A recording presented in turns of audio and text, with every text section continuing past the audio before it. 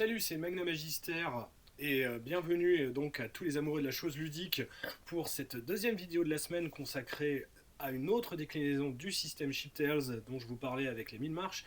Je veux parler de Barbarians of Lemuria qui est évidemment le, on va dire, l'utilisateur originel de ce système Shiptails. Alors, Barbarians of Lemuria, qu'est-ce que c'est? Au départ, c'est donc, on va dire, la déclinaison, comme je le disais, originelle du système Shiptails qui était utilisé donc pour ce jeu qui est paru donc en 2009, qui a été traduit donc par les livres de l'ours en 2009 également. Hein, oui, cette première édition en tout cas du livre de base date de 2009.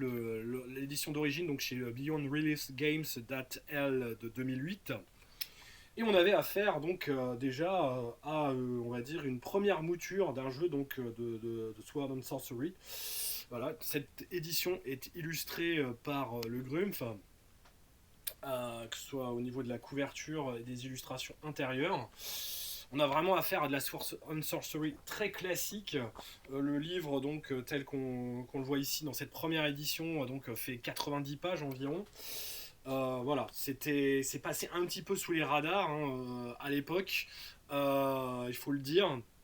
Pourtant, il y avait du potentiel et il y a des gens, on va dire, qui ont su repérer ce potentiel.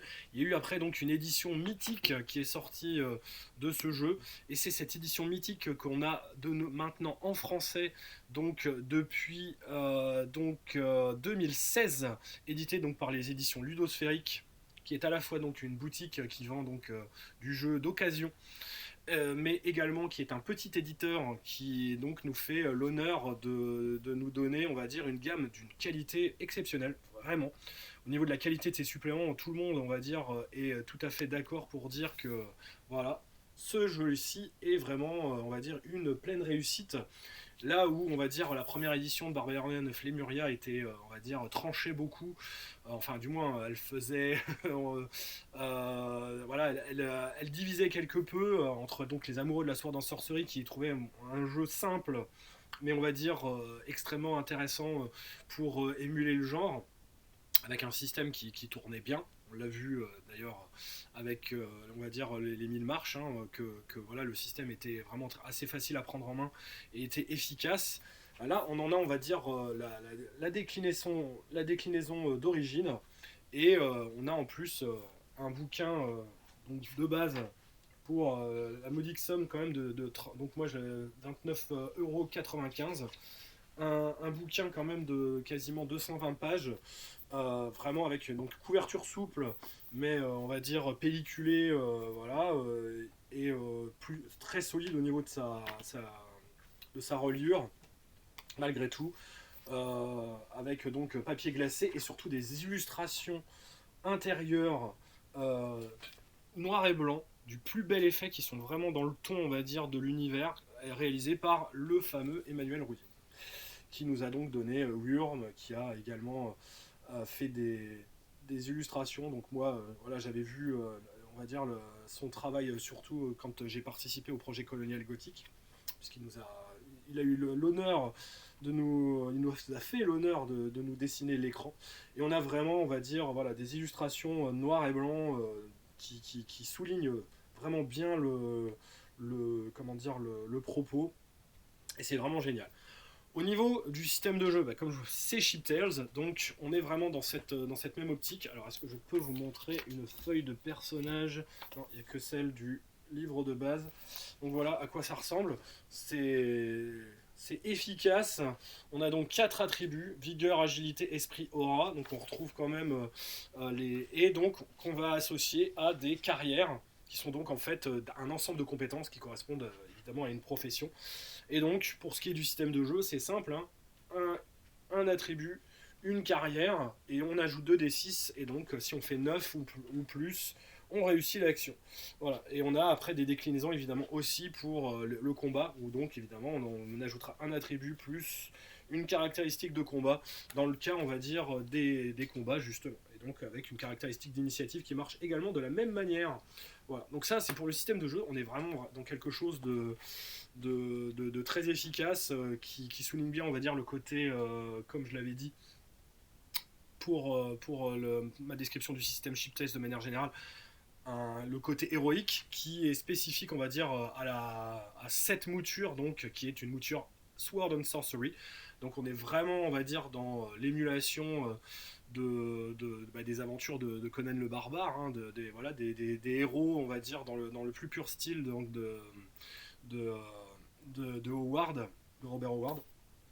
Et en plus, voilà, on a vraiment une édition française de qualité qui va nous donner, en dehors donc d'une mise en page, vous voyez, extrêmement claire, très lisible, écrit gros, qui ravira, on va dire, les MJ qui ont des problèmes de vue avec l'âge, avec quand même, bon, on a quand même certaines illustrations qui sont assez, on va dire, voilà, ça c'est une que je peux vous montrer, il y en a d'autres qui sont pas trop, on va dire, faciles à montrer parce qu'il y a, on va dire, une sexualité, on va dire, assez prononcée sur certaines illustrations, ce qui est complètement dans le genre, hein, d'ailleurs. Hein, il n'y a rien de misogyne là-dedans. Le genre Sword of Sorcery, on est tout à fait au courant que ça émule, évidemment, on va dire, tout ce côté sensualité, érotisme, et donc aussi cette sexualité un peu barbare, un peu violente, qui fait partie du genre. Il n'y a pas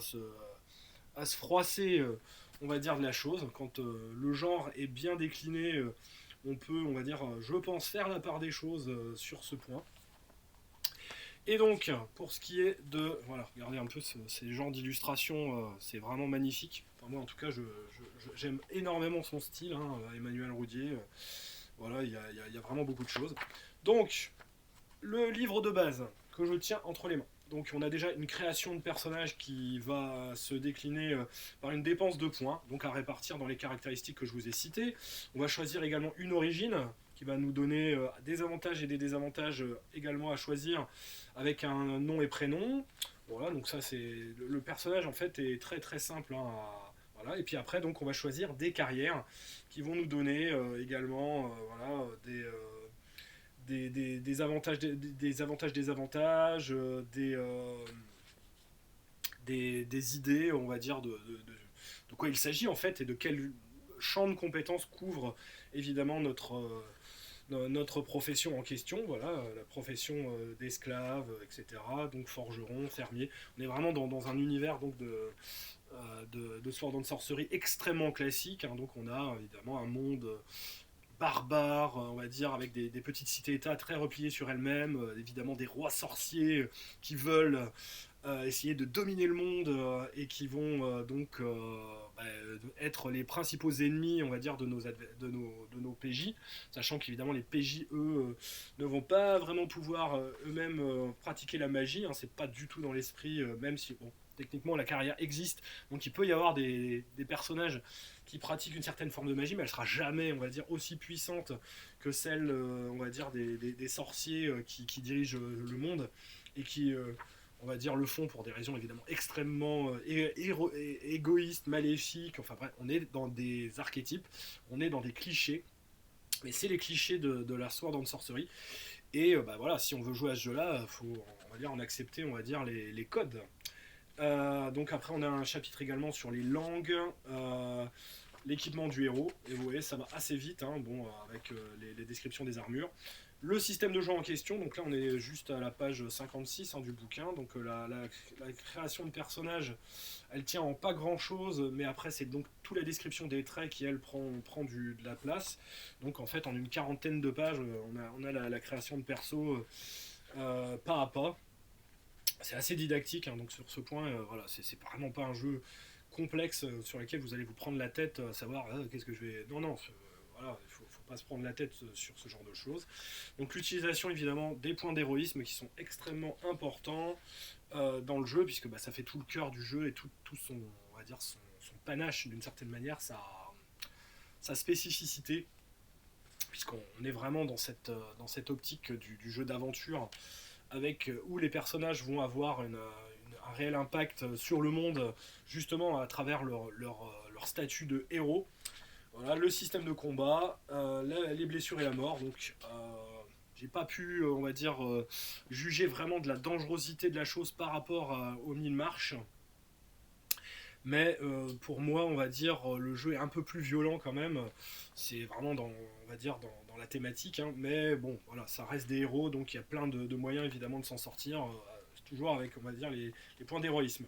Il y a donc un système comment dire, de bataille, d'armée, qui est proposé, avec donc des actions héroïques, un peu à la manière des systèmes de L5R et de 7ème mer que l'on a connu. Donc c'est pas un tableau, hein, par contre, mais bon, on a des opportunités héroïques qui nous sont proposées en fonction du jet de bataille que l'on fait nous-mêmes. Les règles, comment dire, sur les voyages en bateau, voilà, avec donc la description des différents navires, voilà, avec les silhouettes des différents navires, les nefs volantes aussi, puisqu'il y a aussi des nefs volantes, donc avec le système de combat. Et après, donc, chapitre 5, on va partir de la page 82, on a l'atlas donc de la Lémurie, donc la description complète du monde, avec son historique tout d'abord, les dieux. Donc voilà, donc ça, les dieux, je ne peux pas vous montrer parce que les dieux sont un peu dénudés, si je puis dire. Et j'ai pas envie d'être censuré quand même, ça serait dommage. Pourtant, les illustrations sont vraiment magnifiques. Bon, là, je peux vous montrer, il n'y a pas de problème. Donc, les divinités maléfiques, les divinités bénéfiques, les différentes races, donc les Cyruléens, les Grousses, les hommes-oiseaux, les Kaloukan, qui vont nous être proposés à jouer en tant que PJ dans un des suppléments que je vais vous présenter. Voilà, les rois sorciers, etc. Donc avec la carte, donc je vais vous remontrer une carte plus grande, hein, parce qu'il y en avait une avec l'écran. Donc on est vraiment dans quelque chose d'extrêmement classique, c'est vraiment codifié. On est dans les codes en fait de la Sword and Sorcery, tout ce qu'il y a de plus, on va dire, entendu et attendu, quoi. Voilà. Moi qui suis un très grand fan justement de Conan le Barbare, c'est vraiment le jeu qui je trouve émule même mieux que parfois, et pourtant j'y ai joué aussi, hein, Conan D20. La version 2D20 Modifius, je n'ai pas encore eu l'occasion de la tester. Mais voilà, j'ai joué à Conan D20 à l'époque. On avait fait une bonne campagne. Et je pense franchement que là, on a un système qui permet, on va dire, de moins se prendre la tête que, on va dire, d'être dans un esprit donjon et dragon appliqué, si je puis dire, à la Sword and Sorcery. Ça fonctionne, hein, je dis pas le contraire. À Conan D20, on a fait de très très bonnes campagnes. Voilà. Ça a été plutôt sympathique, mais bon, je trouve que là, l'esprit est bien mieux émulé, et le monde, on va dire, au moins, est beaucoup plus, on va dire, je pense, mieux développé. Alors bon, avec c'est vrai, la gamme Modifius, là, on a quand même pléthore de suppléments qui sont sortis pour décrire, on va dire, les différentes périodes, hein. Là, on s'accroche plus à l'œuvre.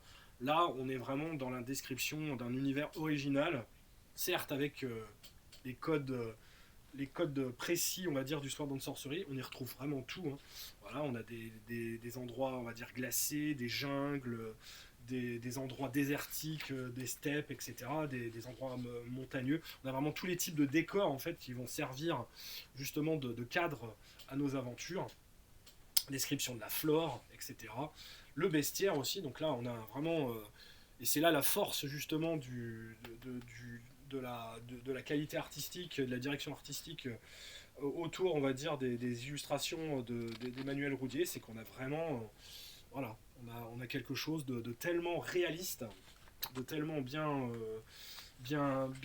campé qu'on est vraiment plongé directement, je pense, dans l'ambiance de ce monde. Voilà, il y a un petit côté aussi de ce qu'on pourrait retrouver dans Bloodlust, mais voilà, si Bloodlust avait été, on va dire, illustré par Emmanuel Roudier, je pense que le jeu serait vraiment parfait. Bah là, on va dire, on a cette qualité-là pour Barbarian of Lemuria, et je pense qu'il a mérité bien, parce que bah, ça offre, en tout cas, on va dire, une très grande valeur ajoutée au jeu. Donc après donc le bestiaire en question, où donc on a toutes les créatures classiques plus les créatures spécifiques au monde. Donc on a évidemment des dinosaures, on va dire des créatures étranges, voilà, hein, comme par exemple justement les fameux c'est les Lanukan, Kaloukan, pardon. qui sont, on va dire, des serviteurs des méchants, entre guillemets. On a donc les différents mystères donc, de la Lémurie, donc avec comment créer, on va dire, des alchimistes, comment créer des potions, création des objets, donc les règles sur les prêtres et les druides, qui peuvent être donc les PJ, les sorciers également, comment les utiliser surtout pour les PNJ, parce que je vous conseille pas trop quand même d'avoir un PJ sorcier. Bon, alors c'est possible au niveau du système, mais je trouve que ça casse un peu le charme, quoi. Même de jouer, enfin un prêtre encore ça va. Et après, chapitre 7, donc là, les conseils de maîtrise, voilà, donc pour justement émuler au mieux le genre. Plein d'idées d'aventure, donc on en a sur plusieurs pages. Et après, donc, une aventure prête à jouer, donc Grande Gare et les plaines de la mort. Et donc, en fait, on nous dit d'ailleurs que Grande Gare, pardon, en fait, on peut insérer le nom de l'un des PJ. Parce que les PJ sont vraiment les moteurs du scénario, donc c'est les aventures des PJ, quoi. Voilà, donc ils sont impliqués directement dans l'action, dans les scénarios. C'est leur saga, c'est leur... voilà. Et on a donc un deuxième scénario. Ah, j'ai paumé là. Donc c'est le PJ héroïque et les voleurs de Malakut. Malakut. Ça me fait penser à Magic. Voilà. Et les larmes de Jouvence, donc troisième scénario. Ça, pareil, au niveau des scénarios, on est très très bien servi dans cette gamme. Il y a vraiment pléthore de scénarios bien fichus, très faciles en tout cas à lire, à mettre en place, à mettre en scène. Et ce qui est quand même super agréable, justement, c'est de pouvoir jouer rapidement voilà, avec un jeu qui est voilà, au niveau du système qui est pas compliqué, donc c'est très aisément assimilable, et on est, on va dire, assez rapidement normalement dans l'action. Donc si vous voulez un jeu pour lequel vous n'avez pas forcément énormément de temps, on va dire, de préparation, ça se lit très vite, je trouve, et ça se met en place très très bien. Donc la fin justifie les moyens, quatrième scénario. Donc je vous les dévoile pas hein, comme d'habitude. L'île de Metunga, cinquième. On a quand même 5 scénarios. Et après, on a une aventure prête à jouer aussi, qui est dite donc Kromgar et le générateur de saga, où donc on a en fait un générateur de scénario typé Sword and Sorcery. Et on termine après sur, évidemment, la feuille de personnage et le revers de la feuille de personnage, avec le fameux vadémécum, avec comment on dépense nos points d'héroïsme, le combat et l'expérience, voilà, le résumé en fait de la feuille de personnage. Voilà, donc ça c'est pour le livre de base. Franchement, pour 30€, bah, je trouve que c'est donné. Hein. Réellement, si vous aimez le genre Sword and Sorcery, ce qui n'est pas forcément, on va dire, extrêmement forcément répandu, beaucoup préfèrent le made fan classique, trouvent que, bah, je sais pas, le Sword and Sorcery, c'est trop obsolète, trop has-been, trop misogyne, trop patriarcal, trop machiste. Bah, c'est tout, faites-vous votre avis. Hein. Moi, je vous dirais un truc. Voilà quoi. Mais bon, si on veut émuler correctement le genre, c'est sûr que c'est des thématiques qu'il faut on va dire, explorer. Et bah, voilà, je vous rappelle qu'il y a quand même Red Sonja hein, dans le Sword and Sorcery. Ce qui est pas... Donc il y a aussi des héroïnes féminines particulièrement puissantes et fortes. Et on peut, on va dire, un petit peu quand même tempérer, on va dire, ce côté extrêmement machiste du genre. Alors, après, dans l'écran, donc, il nous était proposé une carte, justement, tout couleur, grand format, du monde de la Lemuria. Voilà, donc ça c'était une chose. On avait également donc l'écran dans ce premier supplément, donc qui était la chronique lémurienne. Voilà, l'écran est de toute beauté également. Alors moi franchement je le trouve magnifique, donc pareil c'est Manuel Roudier. Hein. C'est terrible d'avoir autant de talent, que ce soit en couleur ou en noir et blanc. D'ailleurs moi je préfère d'ailleurs son style en noir et blanc, hein. Même si en couleur ça passe tout à fait bien, hein. C'est très très beau. Mais voilà, en noir et blanc je trouve qu'il a une manière enfin du moins un trait vraiment très expressif qui colle vraiment bien au genre. Et donc était avec également, donc tout ça pour une trentaine Alors, les... oui, c'était bien les chroniques lémuriennes. Donc il y avait ouais, le livret, le recueil d'aventures, la carte de la Lémurie grand format. Donc oui, c'était pour vraiment pour 30 euros, vous aviez donc tout ça. Donc la jaquette, l'écran, la carte et le supplément. Ce que je trouve vraiment, voilà, trouver des suppléments pour 30 euros maintenant de cette qualité, là où le moindre supplément, le moindre bouquin à couverture rigide, tout en couleur, bah, c'est pas moins de 50 euros. Hein. Le supplément Donjons et Dragons 5, c'est à peu près ce prix-là. Là, pour 30 euros, vous avez bah, tout un recueil de scénarios. Donc là, les scénarios, je les avais recomptés, mais il y en a normalement, je crois, 6. 1, 2, 3, 4, 5, non, 5 scénarios. Voilà, plus des aides de jeu. Donc voilà, il y a le. On ouvre sur le calendrier de Satarla, donc qui permet, on va dire, de. Voilà, avec les fêtes. Dans le, voilà, la description d'une des régions, donc le Kanat. Toujours avec donc des origines différentes. Voilà, le Kanat, ça correspond un peu, on va dire, je dirais, on va dire à l'Asie, c'est-à-dire, on va dire un peu la Mongolie, on est entre la Mongolie et la Chine dans cet univers. Le bestiaire spécifique. Voilà. Et après, donc, les scénarios en question. Donc, on a 4 scénarios jouables par des humains. Donc, que sont par le menu. Moi, je vais vous donner les titres, même si je ne vous révélerai pas. Donc, il y a. Oh, bah, il ne donne pas les titres des scénarios dans le. Donc, Un ennui mortel pour le premier. Le plus vieux rêve de l'homme. L'homme écrit L-O avec un joli chapeau dessus, un accent circonflexe et un M. Mariage amer. La tour donc d'Ajaskar. Et le dernier, un scénario particulier où je trouve que c'était quand même assez original, assez, on va dire, couillu de faire une telle chose, c'est les 3 coffres avec des personnages prétirés spécifiques parce que bah, le scénar est jouable avec ces prétirés qui sont justement des Kaloukan. Voilà, d'où la couverture hein, du supplément. Donc on va jouer cette race, on va dire, assez monstrueuse qui normalement est, on va dire, des serviteurs, qui sont des serviteurs maléfiques de la reine sorcière, qui est évidemment des protagonistes majeurs, on va dire, maléfiques, un des ennemis justement de notre... un peu de l'univers, on va dire, de manière générale. Et donc là, un peu, on va jouer les sbires. Donc je trouvais ça original, c'est clair.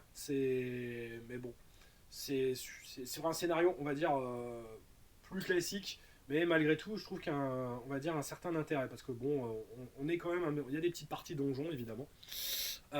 Mais qui, voilà, je trouve que ça, à la fois, c'est un petit côté nostalgique, mais un petit renversement qui quand même n'est pas inintéressant.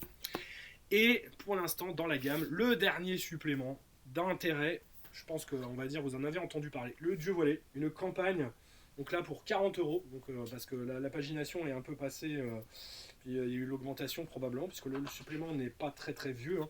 Celui-ci est sorti en. C'est quelle date? Voilà, c'est les dites Chroniques Lémuriennes numéro 2, donc 2020. Donc ça, vraiment, ça date pas très très longtemps.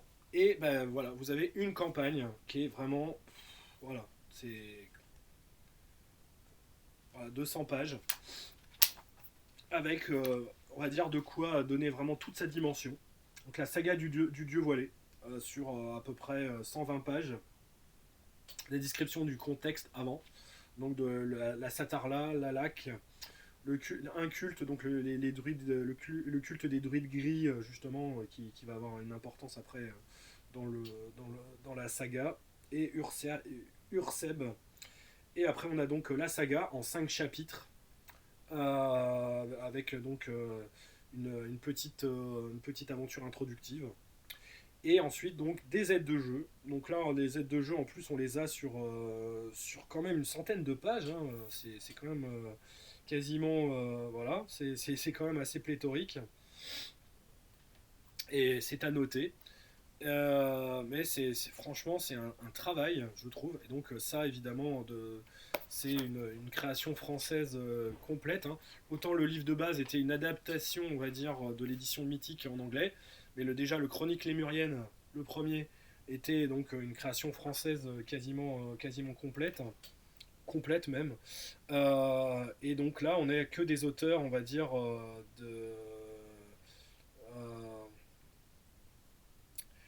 que des auteurs, on va dire, qui ont taffé, on va dire, sur cette édition. Il n'y a que peut-être les éléments de BG qui sont issus, on va dire, de suppléments, ou du moins qui ont été développés à partir des suppléments qui avaient été qui étaient parus à l'époque. Il y a eu quelques suppléments, hein, je crois. Bon, à voir, hein, parce que là, je regarde dans les crédits justement pour ne pas dire de bêtises. Mais voilà, globalement, quand même, de toute façon, c'est de la création. Et cette campagne est une création. Voilà. Donc, on a vraiment du bon. Là, si vous avez déjà réussi à aller jusqu'au bout du livre de base, vous avez vraiment une campagne qui va bouleverser complètement l'univers, qui va faire vraiment, si vos persos arrivent jusqu'au bout, deux des héros majeurs de l'univers. Donc là, c'est vraiment un accomplissement, voilà, avec vous voyez, des illustrations quand même qui en jettent, grave, et qui offrent vraiment, on va dire, un enjeu majeur pour ce qui est en tout cas de l'univers. Et ça, c'est vraiment bien qu'on ait déjà dans cette gamme, on va dire, une grosse campagne comme ça. Même si bon, voilà, les scénarios indépendants permettaient de se faire la main. Donc entre le livre de base et le livre là, donc vous avez déjà une dizaine de scénarios. Et là, donc on a la consécration. Et c'est pour ça justement que on attend assez rapidement la suite de la gamme. Vraisemblablement, ça devrait pas tarder à ce qu'ils nous proposent donc une précommande sur justement le site de leur boutique, hein, du Ludosphérique, du prochain, ce qui correspondra probablement aux chroniques volume 3. Alors, ils vont nous réserver, que vont-ils nous réserver, ça, on va dire, je ne sais pas. Mais concrètement, voilà, à partir d'une traduction augmentée, comme on en a eu une, hein, il y a pas mal d'exemples, hein, justement de jeux qui ont été vraiment magnifiés par,